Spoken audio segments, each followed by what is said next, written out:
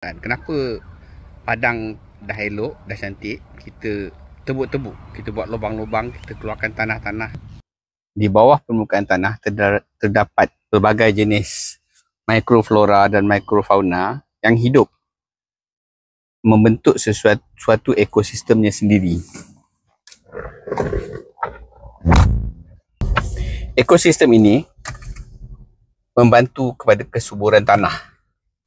Sebahagian daripada mikroflora dan mikrofauna ini mempunyai fungsi menukarkan baja yang kita tabur tu kepada bentuk nutrien yang boleh diserap oleh rumput. Sebahagian lagi membantu untuk menyuburkan tanah dengan cara mereka sendiri.